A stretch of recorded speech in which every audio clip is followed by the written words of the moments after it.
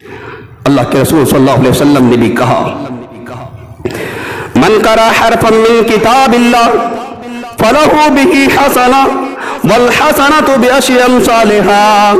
اللہ کے رسول نے کہا اے لوگوں، جس شخص نے بھی قرآن کا ایک حرف پڑھا ہے اس کے لیے 10 نیکی ہے۔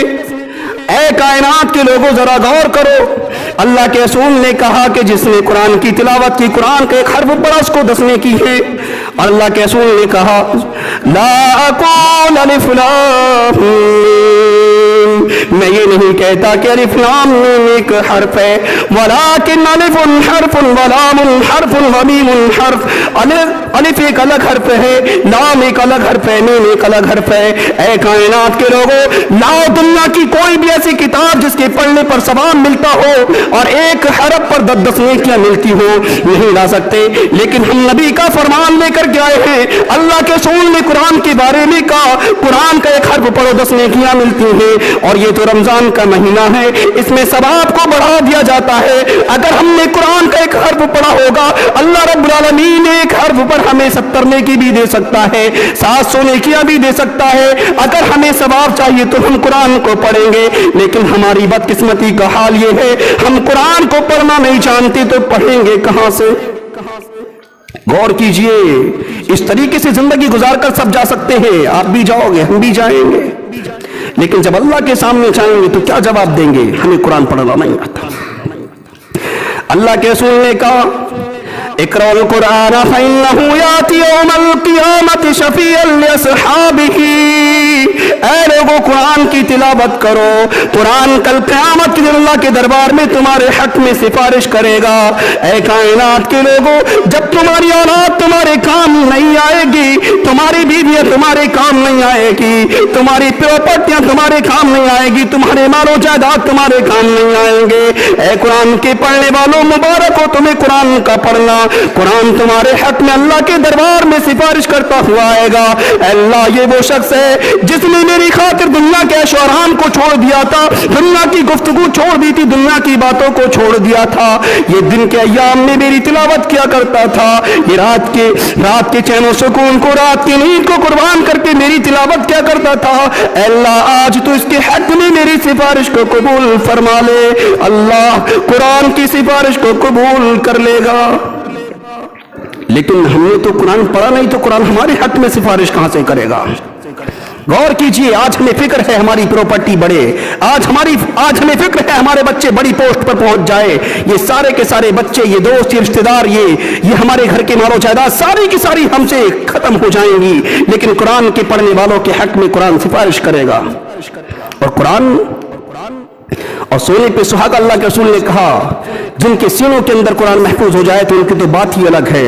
یقال لصاحب القرآن اقرأ وارتقي ورتل كما كنت ترتل في الدنيا فإن منزلتك عند آخر آية تقرأها۔ جن کے سینوں کے اندر قرآن موجود ہے، جنہوں نے قرآن کو اپنے سینوں کے اندر محفوظ کر لیا ہے، ان قرآن کے پڑھنے والوں سے، ان قرآن کے حافظوں سے کہا جائے گا کہ تو قرآن کو پڑھتا جا، جنت کے مقامات پر چڑھتا جا، اور تو قرآن کو جس طریقے سے دنیا کے اندر ٹھہر ٹھہر کے پڑھا کرتا تھا، آج تو قرآن کو ٹھہر ٹھہر کے پڑھ، تاکہ تو قرآن کو ٹھہر ٹھہر کے پڑھے گا، قرآن کو آرام سے پڑھے گا، تیرے مقامات بڑھ جائیں گے، اور تیرا آخری مقام وہاں ہوگا جہاں تو قرآن کی آخری آیت پر پہنچے گا۔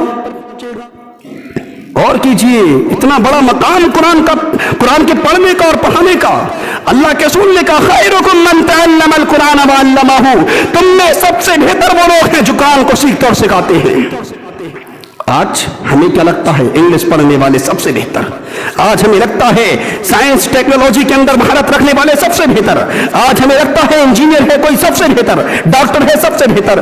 اللہ کے رسول نے کہا یہ سارے کے سارے بیکار ہیں۔ خیرکم من تعلم القرآن وعلمہ، سب سے بہتر اگر کوئی ہے تو وہ چٹائیوں پر، پھٹی پرانی چٹائیوں پر بیٹھ کر قرآن کو سیکھنے اور سکھانے والے لوگ ہیں، اور ہماری نظروں میں ان کی کوئی وقت اور کوئی حیثیت نہیں۔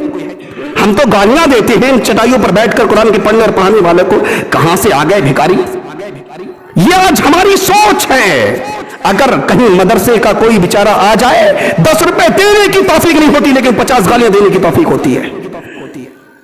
کیا ترقی کرو گے؟ अल्लाह के रसूल सल्लल्लाहु अलैहि वसल्लम ने फरमाया, अल्लाह रब्बुल आलमीन इस कुरान के जरिए से लोगों को तरक्कियां देता है। अल्लाह के रसूल ने फरमाया, इन्नल्लाह यरफ़उ बिहाज़ल किताबि अक़वामा व यदउ बिही आख़रीन। इस किताब के जरिए दूसरे लोग तरक्की करते हैं जो कुरान के मुताबिक अमल कर रहे होते हैं, और इसी कुरान को छोड़ने की वजह से अल्लाह लोगों को ज़लील और ख्वार करता है। आप हटाओ सहाबा की तारीख को, सहाबा की हिस्ट्री को। अल्लाह रब्बुल आलमीन ने कुरान नाज़िल किया मोहम्मद रसूलुल्लाह पर, कुरान की एक आयत के पेश नजर सहाबा जिंदगी गुजारते रहे। अल्लाह रब्बुल आलमीन उन्हें छोटी सी जमात होने के बावजूद तरक्की देता रहा, फतूहात देता रहा।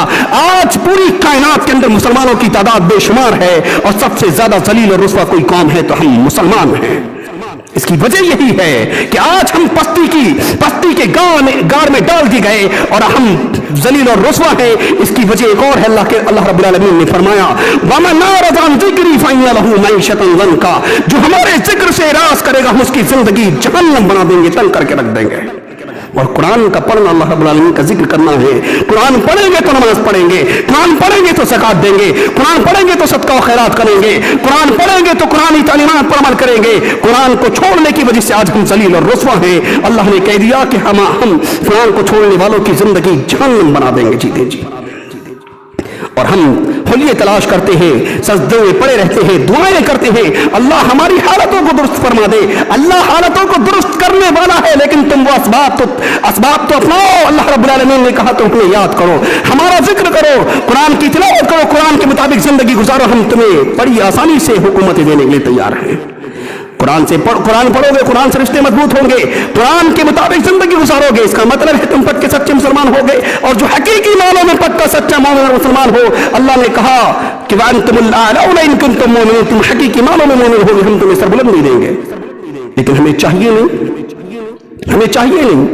अल्लाह रब्बुल आलमीन से दुआ करनी चाहिए, अल्लाह हमें कुरान से रिश्ते मजबूत करने की तौफीक अता फरमा दे। और मैं ये कहता हूँ कि अपने बच्चों को तुम साहिब ईमान बनाओ, अपने बच्चों को तुम साहिब ईमान बनाओ, कुरान पढ़ाओ, इन्हें कुरान पढ़ाओ। मैं ये नहीं कहता इन्हें इंग्लिश न पढ़ाना, तुम इन्हें डॉक्टर, कमिश्नर, कप्तान बनाना है, मगर शर्त ये कि पहले इन्हें मुसलमान बनाओ। कुरान पढ़ाओ, इन्हें कुरान पढ़ाओ। अगर तुमने अपनी इन नस्लों को तैयार ना किया कुरान के पढ़ने वाले, एक ऐसा दौर आएगा कि कुरान के पढ़ने वाले तुम्हें ढूंढने से नहीं मिलने वाले। इसलिए आज देखो अपने माहौल में निगाह डालो कि आज कितने ऐसे बच्चे हैं जो डायरेक्टली कहते हैं हमें कुरान नहीं आता, लेकिन हाँ उन बच्चों को इंग्लिश के कलिमात आते हैं, उन्हें यस्सर और नूसर आता है, और हमारे बच्चों को कुरान नहीं आता। इस पर हमें अफसोस करना चाहिए, फख्र की बात नहीं है।